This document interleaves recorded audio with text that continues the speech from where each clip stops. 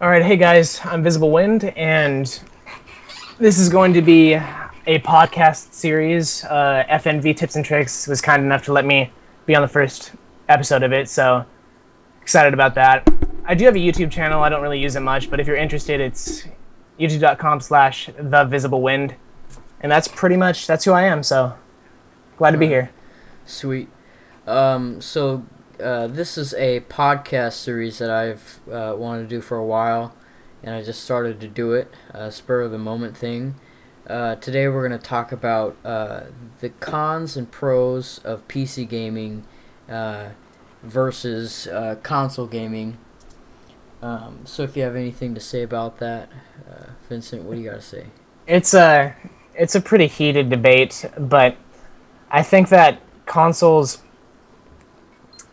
they're more popular these days, I think, with developers because they're easier to make games on because everyone has the same console. Yeah, but I think in terms of, like, I don't know, naturality, it's kind of feels more natural to use a keyboard and mouse, in my opinion, compared to the controller, which is pretty difficult to aim with, though. I think the PC has the edge when it comes to controls, and you can customize it more. I think that's the defining feature of the PC, is all the mods you can download. Yeah, for me, I'm a hardware guy. I'm not much of I'm not a fan of software and all that mumbo jumbo. In Xbox, I grew up playing console games. The first console I had was a PlayStation 2, and it wasn't that much different from the first gen Xbox that had came out. Not the 360, so the Xbox. The Halo one. Yeah, pretty much. And then, like, shortly after that, one of my friends told me that PCs can actually game, and that's pretty fun. And then he showed me this game called Half-Life. At the time, I didn't really know what it was, and I got really into the Half-Life series. And then you and I bought that for PS2. It wasn't that fun. It was a lot more funner on PC because I had more of a I don't know what it's called, like freedom, where you can definitely it's better for me because you can use both of your hands and you can operate them separately rather than just holding on this little controller and then operating that. I just like the feel and the look of PC, but at the time PCs didn't really look that good. It was just these huge tan monster towers, and those things were and these huge expensive CRT monitors. And then shortly after that, I saved up some money and I bought a graphics card. The first ever graphics card I ever owned was a GT240, a PNY GT240, and it's a mediocre card. It was just barely enough to run Gary's mod at really low settings, and that's pretty much the only game that I played was Gary's mod. But that got me, that got my feet wet in the PC gaming arena, and then from there on, it just kind of escalated from games like Gary's mod, and then Call of Duty Online, like for PC. Like COD 4.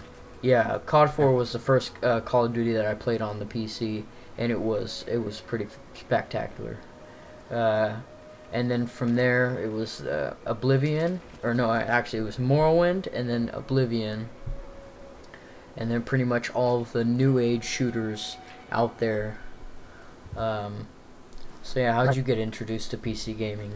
Oh God, well, before PC, backing up years and years, I had a Sega Dreamcast, and I had the Sonic Adventure games, and I loved those. I think consoles are, you could say their controller's superior when it comes to, like, roaming, like, third-person adventure games like that, but anyway, I had that, then I got a PS2 for Christmas one year, and I played Star Wars Battlefront 2, 1 and 2, and those are awesome. Me and my brother spent hours.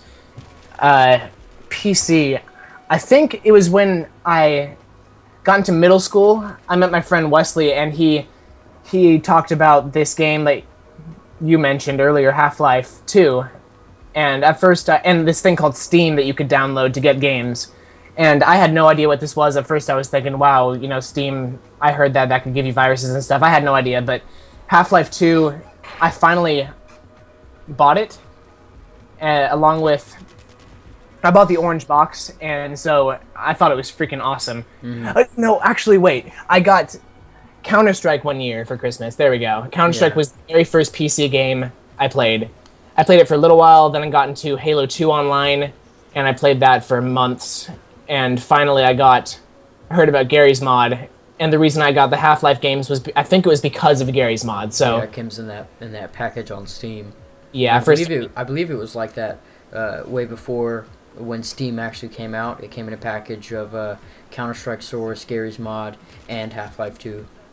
Yeah, I wasn't smart. I actually didn't get the orange box, now that I remember correctly. I got all the games pretty much separately, except I got the Half-Life 2 episodes in like a package deal.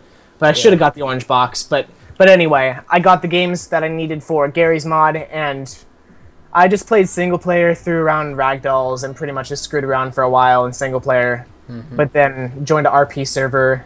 I thought it was really interesting, joined more, got into that, and then I started playing Team Fortress 2, which I'm still playing that now, and pretty much it started with Counter-Strike, and it kind of just escalated from there. So I like the Source engine, I like the Source games, and here I am today. Nice.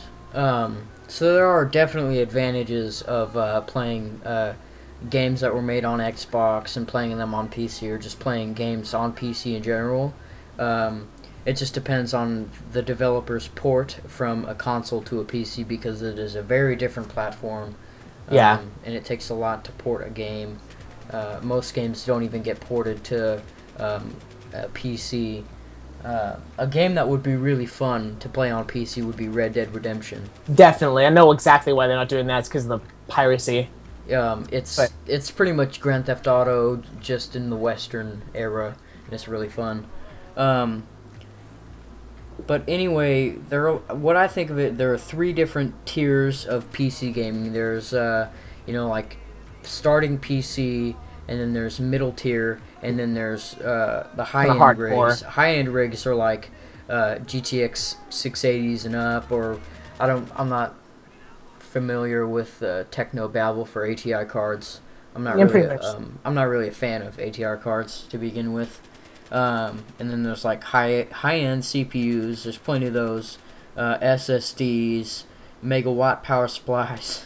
You get up there, yeah, you're pretty much building the god tier PCs that run Skyrim on max like quality mods and all that with no problems. Yeah, and then when I think of starting out PC gaming, I think of those old towers that are really dusty inside, that have like 2 gigs or 4 gigs of RAM max, and they've got some 2.3 gigahertz processor that's like a dual core.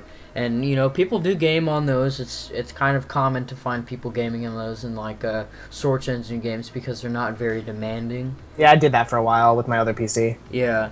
And then middle tier towers are like towers that you go buy at a store that are, they're kind of, they're good on their own for entertainment purposes, but not especially for gaming. And you go and you kind of upgrade them just a little bit, maybe a graphics card here and a new power supply boost here. Not much to say on that, but there's only one tier for consoles, and that's, is it PS3 or is it Xbox?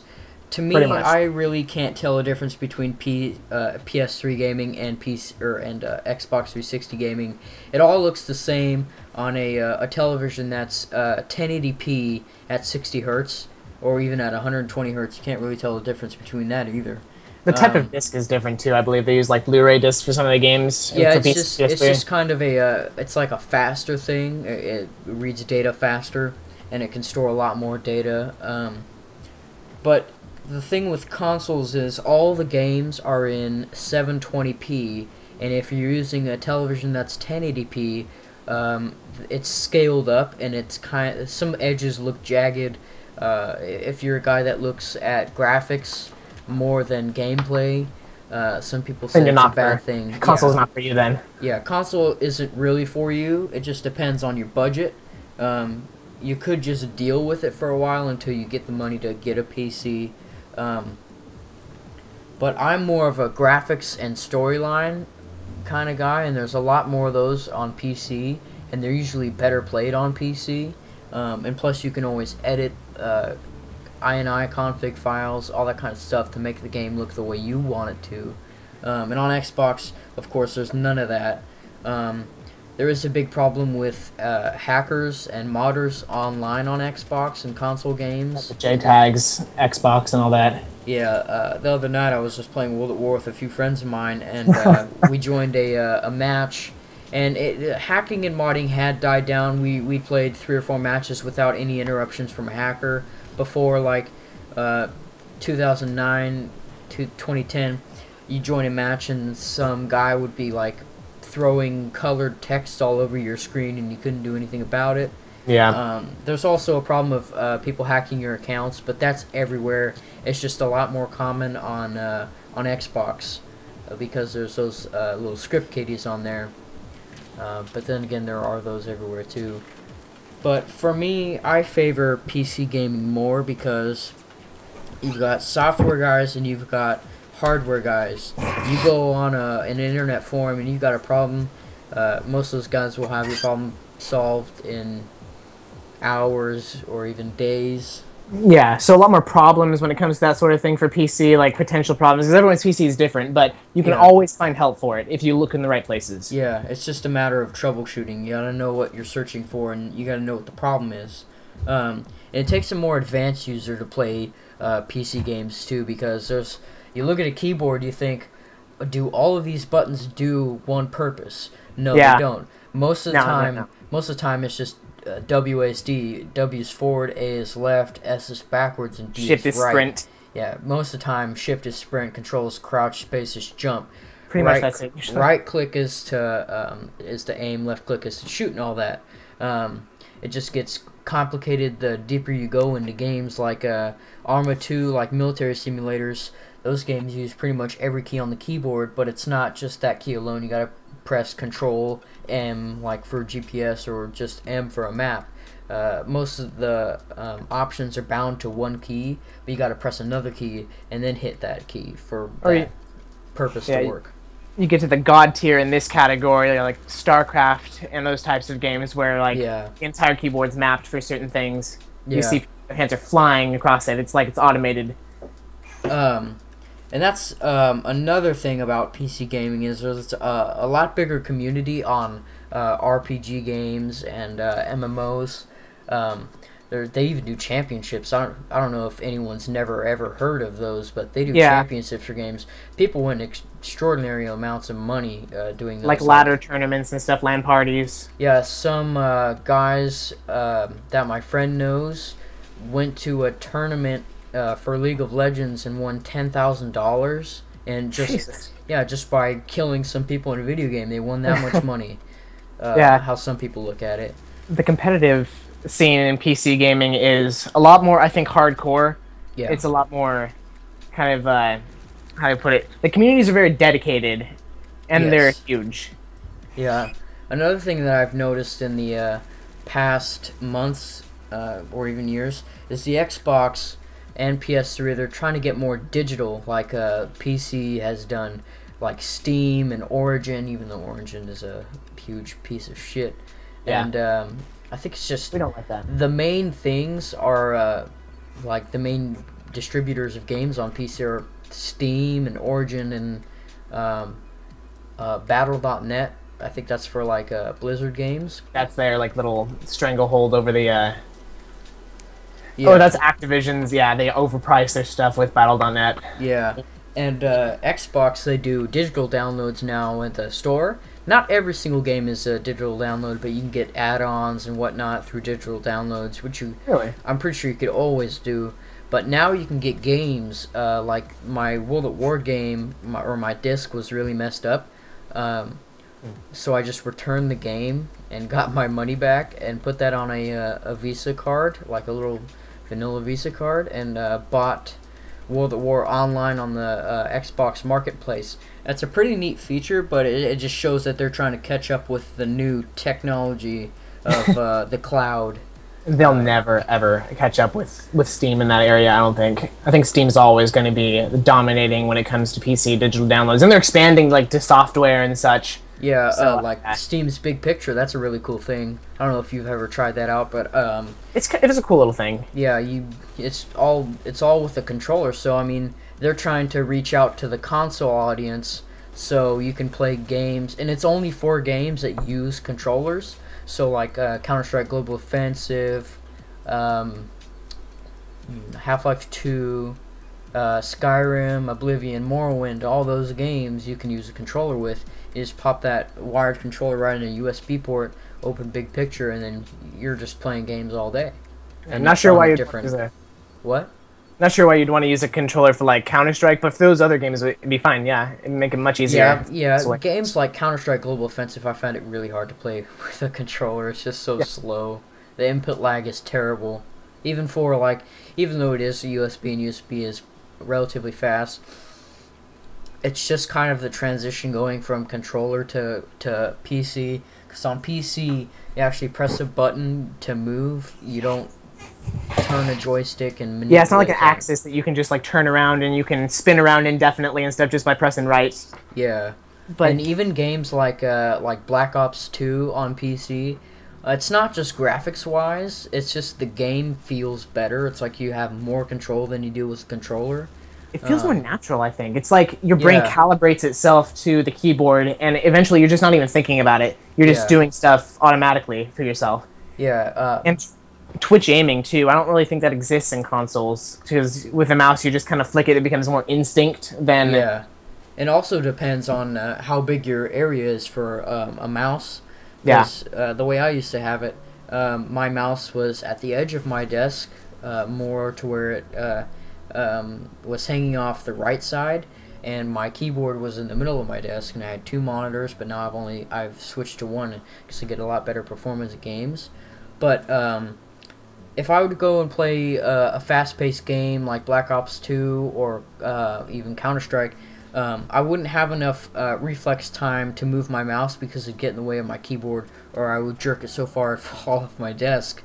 But if you've got a mouse pad, or even a mouse mat, what you said earlier, you can just put that down on your desk, clean everything else off, so you've got a lot of space, and it's pretty much like the mouse moves on its own, and you just press the buttons to shoot and aim. It's like, really simple. You're not thinking about, like, slowly, I'm moving my hand right now, okay, I'm going to press left click, it just happens. It's like, you want to shoot, and so you shoot. Yeah. You want to jump, so you jump. It's not like you want to press spacebar, and so you press it. It's like the function becomes second nature. Yeah, and for me, a big thing in games that I like is adjusting the field of view all the way to 90, because I cannot play a game when its field of view is at 60, or even in the case of Metro 23, where the field of view is at 45. 45! God. Imagine playing that on a console. Be it games like Half-Life, Black Ops 2, Battlefield 3, Arma 2, Stalker, all the Stalker games, Far Cry 3, the Elder Scrolls games. You can adjust your field of view using the in-game console, and that's the thing that I really like, because I don't know, I just kind of get headaches whenever I play games in a low field of view and at low FPS. Like on console, the field of view was 60 for Battlefield 60, 70, 3. yeah. No, it was stuck at 60, right? Oh, yeah?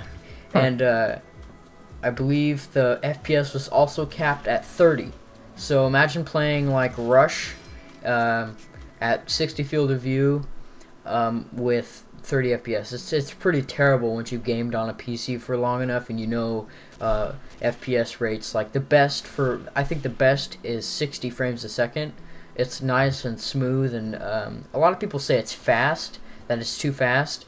But it's those extra frames that count, because when you take those extra frames away and you've just got 30, it looks really laggy compared to 60 frames a second.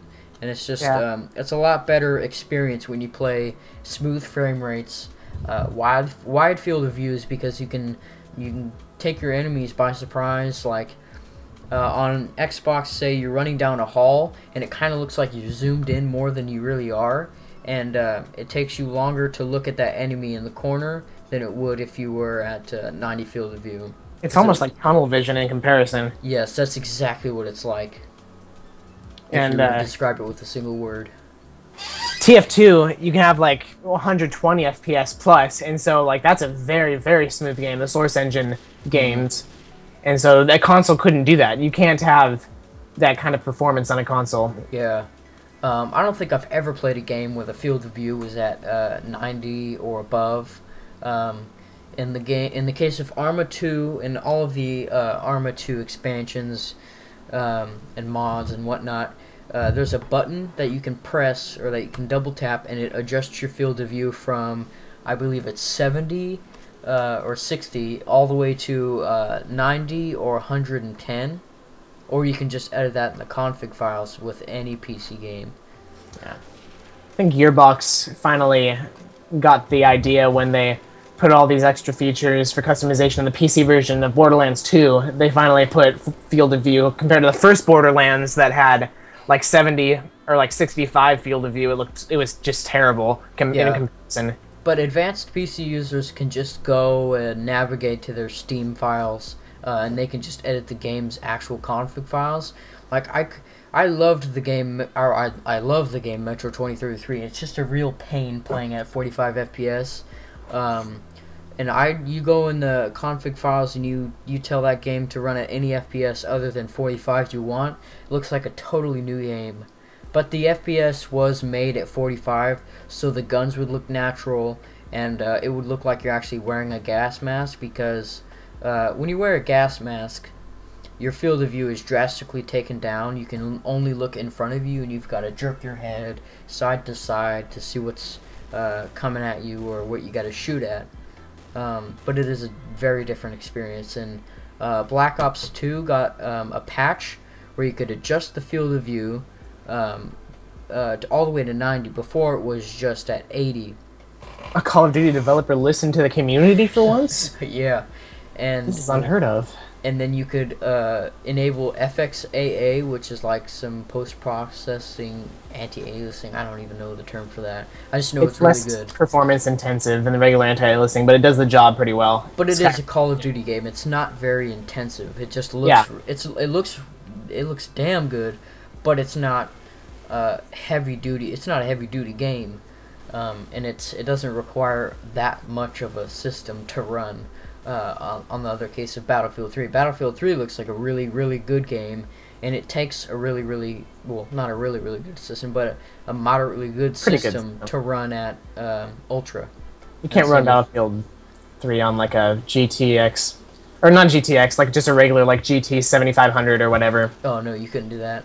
Like I've seen people play Crisis and Crisis 2 on a GT 8800, I believe.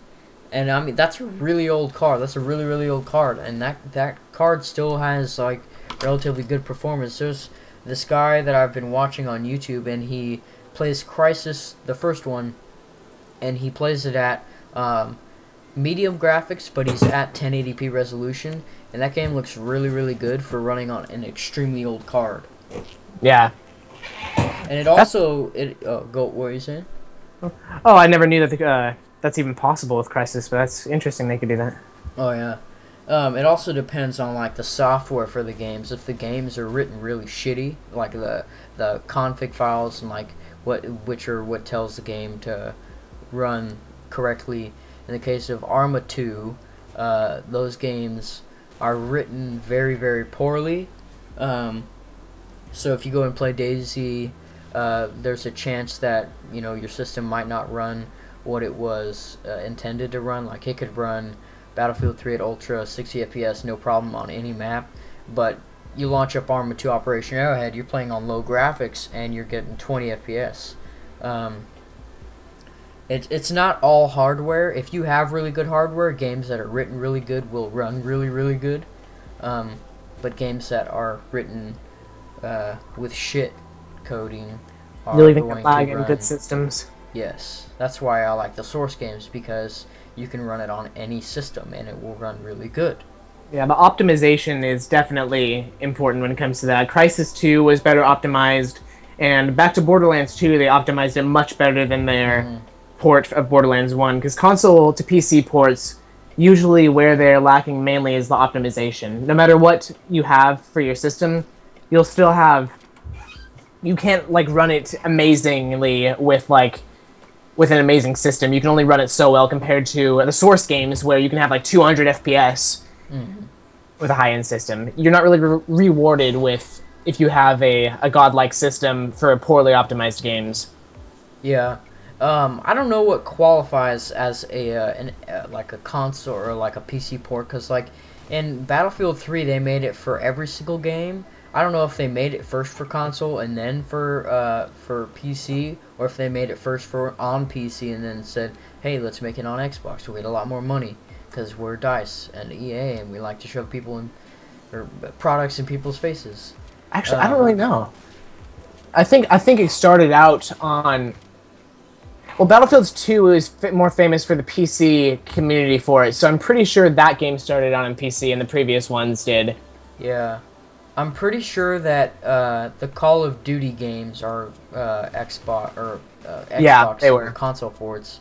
I don't know about Far Cry 3 or any of those games. Far Cry 3, that was one of the games where it was released for everything at once. Oh yeah, that's right. Same with the Elder Scrolls Skyrim. Yeah, another bad port was a game called Fear 2, which the first Fear is amazing for PC. You can customize it fine. It runs fine if you have a great system, even if you don't have a great system. Fear 2 is like they took the console version and pretty much enabled keyboard and mouse for it, and that's it. You have a bad field of view. You can't really customize any visual options to any meaningful degree, and it was just a bad port in my opinion. But yeah, I totally understand the gamer on the budget. We all have like some sort of budget. We all want this top tier or god tier GTX 690 in our system. Usually have to settle though. Yeah, you've got to settle with what you've got. You just got to deal with it. But in the case of Xbox gaming, I own an Xbox. It's pretty fun. I just play with friends. I don't play for competition or for entertainment. I just play when my friends tell me to play. I just play PC whenever I'm not playing Xbox. And I get that people want to buy Xbox because it's cheap, and PCs are being outdated every month or every few months because of the new technology coming out. And that's not always a bad thing, because new technology can be either good or bad. It just depends what it's being used for. And Xbox, everyone knows about the rumors for the 720 and the new PS4. Yeah, so I mean, if you haven't heard about those rumors, you might be living under a rock. Yeah, I've heard a few things about it, but it's just like vague, like how rumors are, you know. Yeah, I think the new consoles that are coming out might be a kick in the crotch to some PCs out there. But consoles will never be better than PC gaming, because consoles only come out every few years. I think the last time a console actually came out that people could really game on was like when the PS3 and Xbox came out, and that was like 2006. So yeah, the consoles. So it's been 5 or 6 years since a really good console came out that people enjoyed buying. No one cares about the Wii. The Wii's a dead system. It's pretty lame. The main consoles are Xbox and PS3. You had Brawl, that's pretty much it. Yeah.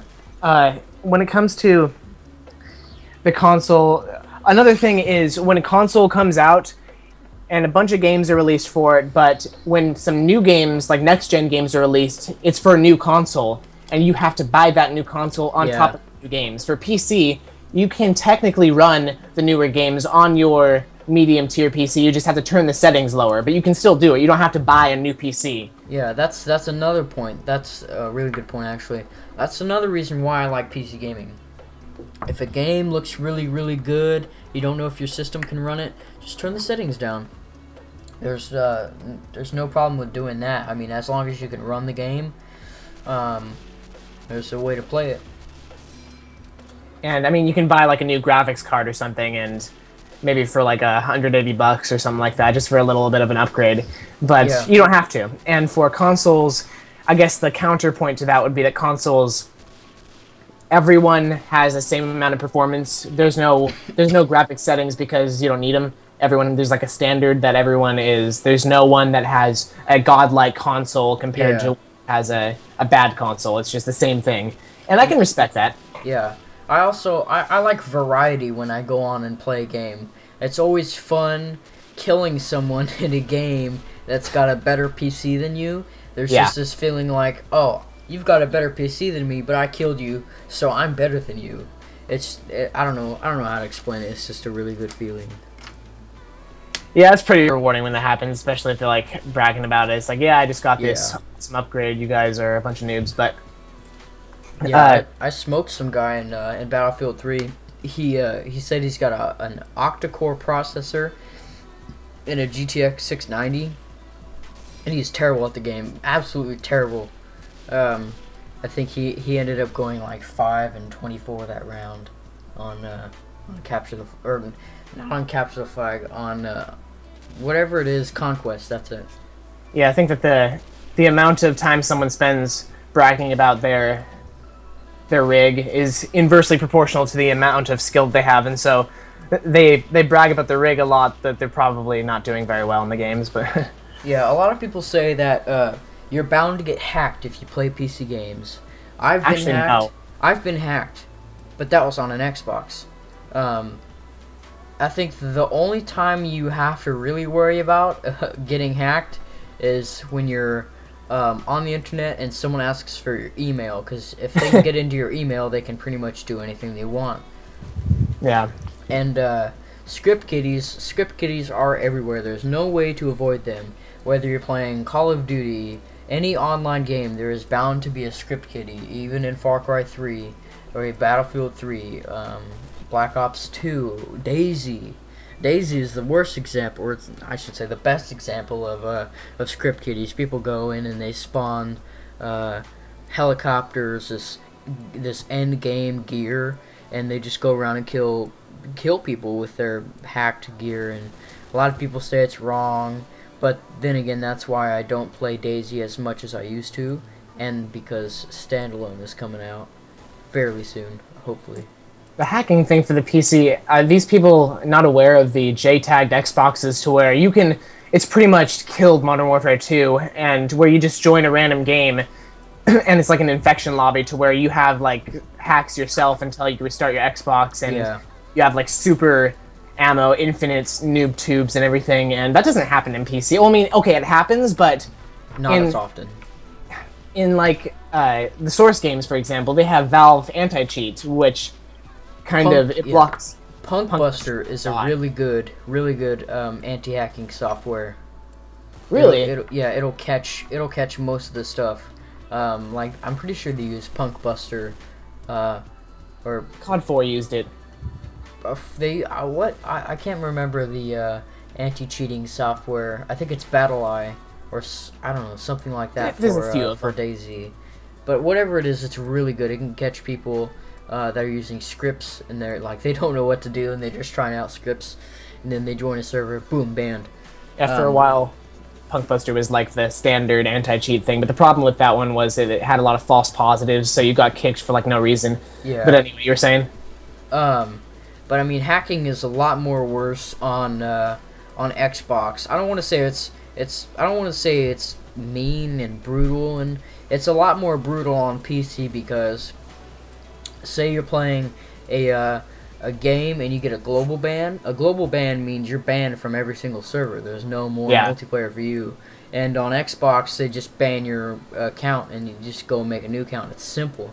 But I mean, there's people that have J-tagged Xboxes on Xbox that can shut down your router. They can shut down your modem for however much time they want. They can go and reset your modem, and it'll turn your internet off, and then you've got to like do that whole dealio again. I would know, it's happened to me a few times. And if you're just a casual gamer, you might not know how to remedy that, and so it might be... Yeah, it just causes a big problem. Yeah, it might be a more serious problem on the Xbox. And I heard about this PC controller for Xbox. You could buy this little box. You plug I saw that too. You keyboard and mouse into it, right? Yeah, you plug your mouse and your keyboard into it, and you map the keys from the controller onto the keyboard, and you can use your keyboard while playing Xbox games. But it's like $150. Jesus, and I mean, since it's not optimized for keyboard and mouse, there might be some problems with it, but that is kind of cool though. I saw that. Yeah, it is a really neat thing, but I don't know how many people kind of like really buy that. A novelty thing, I guess you'd call it. It doesn't really serve much of a useful like purpose. No one does it. But as for hacking for PC, it happens not as like frequently as all those infections lobby on Modern Warfare 2. But when it does happen, it's pretty bad because if your server gets like DDoSed by like a botnet or if like you're part of a botnet and you don't know it, you have a bunch of lag on game. Yeah, and that goes with those YouTube celebrities that stream games on like Twitch TV, and people go and they DDoS their whatever their website is called or wherever they're hosting it from, and then it just shuts down. That happens almost every single time someone wants to do something on Twitch TV or even on YouTube. They'll go and just they'll join their server and then they'll hack the game and then they'll just keep killing them until the point where they have to leave or just stop streaming. I guess hacking and script kidding in general is more widespread on the PC, but when it comes to actual like games, usually you're pretty safe from that. Yes. If the game has a good anti-cheat, which like Valve anti-cheat for TF2 and Counter-Strike and all that is a good one, and so you're not going to see much hacking. It's a rare thing. I think the only time I ever ran into a cheater on a Source game was Counter-Strike, and that was only one time, and it was with a guy who had a huge aimbot on. He had no no God mode, but it was just what's it called? Where you auto aim. See people through walls and stuff. Yeah, he could see people through walls. It was like a wall hack and an auto aim, so he could just keep shooting his gun and it would go right through the walls and it would kill people. And then he was banned shortly after someone caught him doing it. Same here, actually. I've only seen that one time. In a 2-Fort server, there was a sniper that was killing everyone coming out, showing their faces in the like cloaked spies and all that from the base. So that was kind of annoying, but that was a very rare occurrence. And another thing for PCs, well, okay, I guess for Source games, now that we're talking about that, you can vote ban someone if the anti-cheat doesn't detect it. You can't really do that on Xbox, but you can kick someone from the server that you're in with console commands for PC. But for Xbox, you just kind of have to deal with them. Yeah, if you're a server There's no plugins. There's no like source mod or anything. There's no plugins that admins can put in to put the community kind of in more control of the management. Yeah, I totally agree with that. And the same with Source games on Xbox. You can vote kick people from Left 4 Dead. I'm pretty sure you can do it in Team Fortress 2 too on the Xbox, but no one plays that anyway. And Left 4 Dead 2, all of the Left 4 Deads, you can do that. And every Source game that has a multiplayer feature on Xbox, you could do some sort of vote kick. Yeah, so I guess that's just because Valve is a smart developer. And they know what they're doing. Yeah, and they're not a stupid developer like Infinity Ward, and for the most part, Treyarch, they've tried things. They've added some nice features, I guess, in Black Ops 2. Well, actually, the only thing I know about in Black Ops 2 is that if you quit a game, like, you get penalized, stuff like that. I don't think that that's a great idea, but stuff like that, at least they're trying, but they're not following the standard things that have been proven to work, like the vote kick and everything that Valve has put in their games, but that's a side thing, though. But I mean, hacking on Xbox is really, really simple. You download files, you put them on your USB, and then you copy them to your hard drive, and then it's all done from that in-game. It's not that easy to do it on PC unless there's like a brand new game that came out, like Crysis 3. I think there were people hacking that game day one. I watched a video that Hutch made, and there was this guy that was going around hacking with a aimbot on the first day.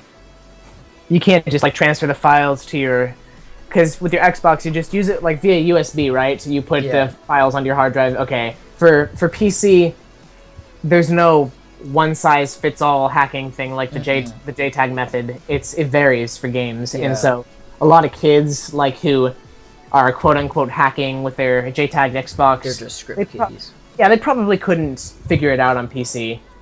And a lot of the hacking on PC is done through scripting. So most of the time, if some guy's doing a God mode, he's a script kiddie. He doesn't know what he's doing. He just says, "Oh, I want God mode. I'm gonna download it, and it's gonna work." Hopefully. Yeah. The hacking is it's not a very accurate term. It's usually someone just downloading someone else's program, so they don't deserve to be called hackers. Yeah, exactly.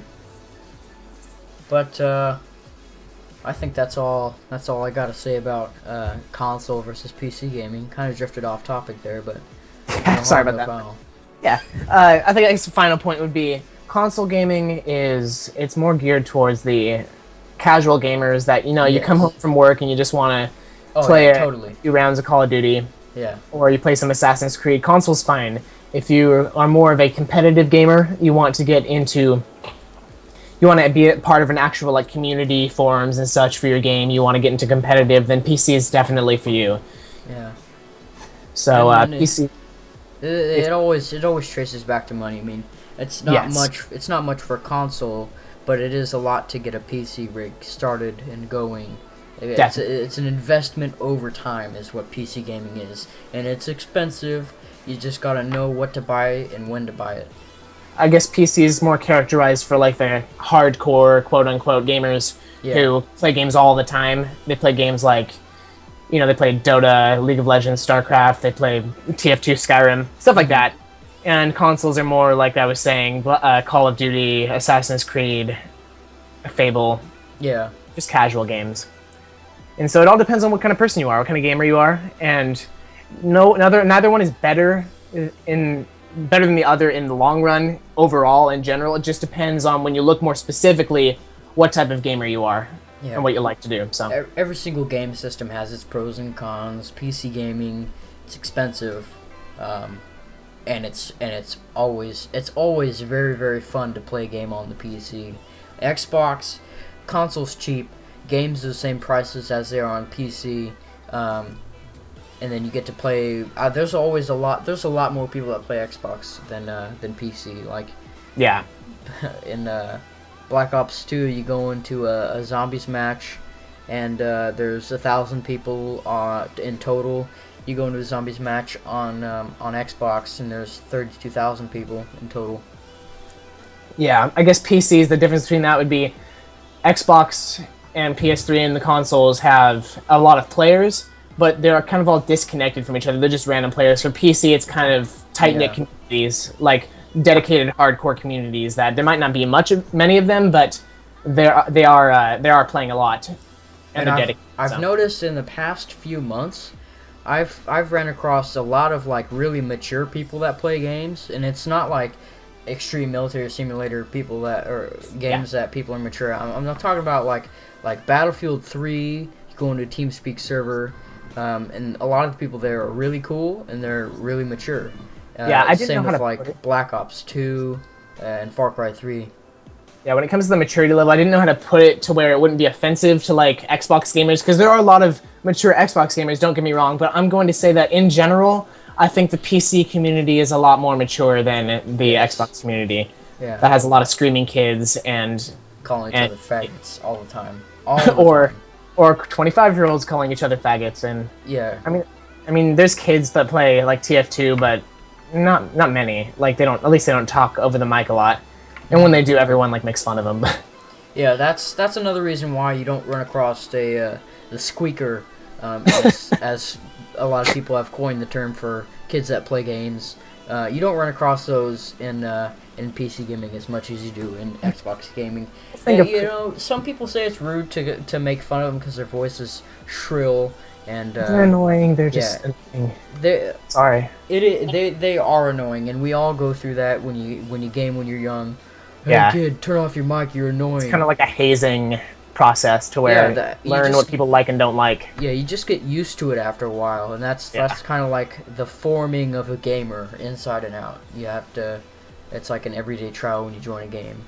It's a cold, harsh process, but it all pays off in the end if you stick to it. Yeah. Well, anyway, that's the podcast. Hope you guys enjoyed. If you want, subscribe, and you'll get more of these podcasts and other related videos in your inbox and your newsfeed. Visiblewind, would you like to do another outro? Thank you, FNV, for having me. Thank you. all of you guys for watching, and I might see you soon.